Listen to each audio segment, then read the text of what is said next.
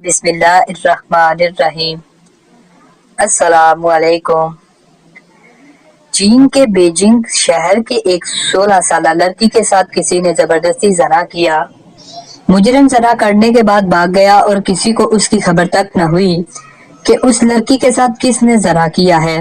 یہ خبر آگ کی طرح پھیل گئی جب اس واقعہ کی خبر عوامی جمہوریہ چین کے بانی چیئرمین ماؤ زی دونگ کو ملی تو وہ اپنے ساتھیوں اور اہلکاروں کے ساتھ اس لڑکی کی خبر گیری کے لیے اس کے گھر آیا۔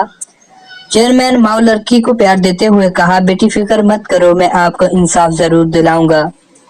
چیئرمین ماؤ نے لڑکی سے پوچھا کہ جب مجرم تیرے ساتھ زبردستی زنا کر رہا تھا تو نے چیخو پکار کی؟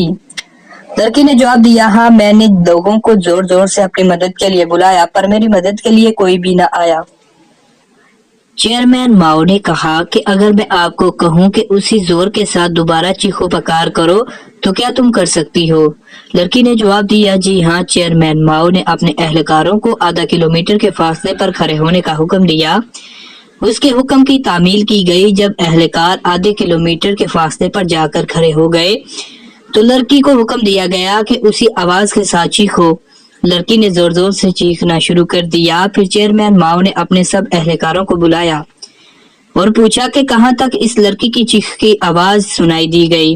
سب نے کہا، جی جناب، ہم سب کو اس کی آواز صاف صاف سنائی دے رہی تھی۔ تو چیئرمین ماؤ نے اپنے سب اہلکاروں کو حکم دیا کہ آدھے کلومیٹر کے اندر اندر جتنے بھی آدمی ملتے ہیں سب کو گرفتار کر کے میرے سامنے لاؤ۔ جب سب آدمیوں کو گرفتار کر کے چیئرمین ماؤ کے سامنے لایا گیا، چیئرمین ماؤ نے حکم دیا کہ اگر آدھے گھنٹے کے اندر مجرم کی پہچان نہ ہو سکی تو ان سب مردوں کو قتل کر دیا جائے کیونکہ یہ سب قصوروار ہیں۔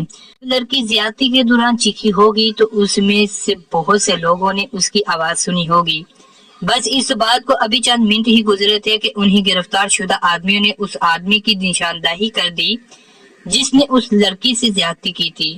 مجرم کو پکڑ کر چیئرمین ماؤ کے سامنے پیش کیا گیا۔ جب مجرم کو لایا گیا تو چیئرمین ماؤ نے لڑکی کو بلایا، بیٹا ادھر آؤ، ان میں سے تمہارا مجرم کون ہے؟ لڑکی نے مجرم کی طرف اشارہ کرتے ہوئے بتایا کہ یہ وہ آدمی ہے جس نے میرے ساتھ زبردستی کی ہے۔ اسی وقت حکم دیا گیا کہ اس آدمی کو قتل کر دیا جائے۔ حکم کی تعمیل کی گئی۔ اس طرح نو عمر لڑکی کے مجرم کو تلاش کر کے 3 گھنٹوں کے اندر اندر قتل کر دیا گیا۔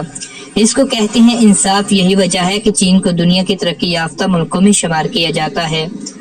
ایک مجلس میں تقریر کرتے ہوئے ایک آدمی نے پوچھا کہ آپ کافی دیر سے تقریر کر رہے ہیں اور ہم سب سن رہے ہیں، یہ تو بتاؤ کہ نماز میں 2 سجدے کیوں عطا کیے گئے ہیں؟ میں نے کہا، مجھے نہیں معلوم۔ پھر یہ آدمی کہنے لگا کہ اگر تم کو یہ نہیں معلوم تو اتنی لمبی لمبی تقریریں کیوں کرتے ہو؟ اتنے عالم فاضل کیوں بنتے ہو؟ تقریر کرنے والے نے کہا، جناب، میں یہ نہیں مانتا کہ میرے پاس بہت زیادہ علم ہے، میں تو ایک معمولی سا بندہ ہوں۔ اس آدمی نے کہا، پھر سن، نماز میں 2 سجدے کیوں ہوتے ہیں؟ ایک سجدہ تو وہ ہے جب اللہ تعالیٰ نے سب فرشتوں کو حکم دیا تھا کہ حضرت آدم علیہ السلام کو سجدہ کرو۔ اللہ کے حکم کی تعمیل کرتے ہوئے سارے فرشتوں نے سجدہ کیا۔ جب وہ سجدہ کر کے اٹھے تو انہوں نے دیکھا کہ سجدہ نہ کرنے پر ابلیس کو تا قیامت سزا سنا دی گئی ہے۔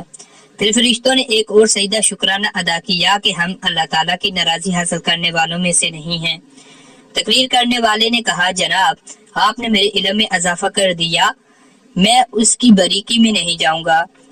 یہاں میرے ذہن میں ایک اور بات ہے، کیا نماز ادا کرتے ہوئے ہمارے ایک سجدہ چھوٹ جائے تو کیا ہماری نماز قبول ہو جائے گی؟ اس بندے نے جواب دیا، میرے علم میں نہیں ہے کہ نماز قبول ہو جائے گی یا نہیں ہوگی۔ میں نے کہا، جناب، کیوں نہ ہم اس چیز کے بارے میں علم رکھیں جن سے ہمارا واسطہ پڑتا رہتا ہے یا پڑھنے والا ہے۔ وہ بندہ میرے ساتھ تقریر کرنے والا بحث و مباحثہ کرنے لگا۔ میں سمجھ گیا تھا کہ لوگوں میں علمیت کو حاصل کرنے اور اپنے آپ کی غلطی تسلیم کرنے کی کتنی ہمت ہے۔ لوگوں کے پاس کتنا علم نہیں ہوتا، وہ ایک بات کو لے کر کئی گھنٹے بحث و مباحثہ میں لگے رہتے ہیں۔ اسی طرح ان کی زبان سے کوئی ایسا الفاظ نکل جاتے ہیں جن الفاظ کو بولنے سے اللہ تعالیٰ ناراض ہو جاتا ہے۔ ہمارے معاشرے میں اکثر لوگوں کو غسل کے فرائض نہیں آتے اور بات ایسے کرتے ہیں جیسے کہ وہ عالم دین ہیں۔ حدیث مبارکہ میں یوں فرمایا کہ اختلاف العلماء رحمتہ، علماء کا آپس میں اختلاف رحمت ہے۔ یہ حدیث اس بات کی وضاحت کرتی ہے کہ اختلاف العلماء رحمتہ، جہلوں کا آپس میں اختلافات کرنا زحمت کے زمرے میں آتا ہے۔ اس سے یہ معلوم ہوتا ہے کہ جب علم والے بات کرتے ہیں تو ساتھ ساتھ دلائل پیش کرتے ہیں، اور جب لا علم بات کرتے ہیں تو وہ بات کرتے کرتے آپس میں جھگڑنا شروع کر دیتے ہیں اور ایک دوسرے کو گالی گلوچ کرتے ہیں۔ تو ملتے ہیں دوستوں ایسے مزید ویڈیو کے ساتھ، اس وقت تک کے لیے اللہ حافظ۔ اللہ حافظ۔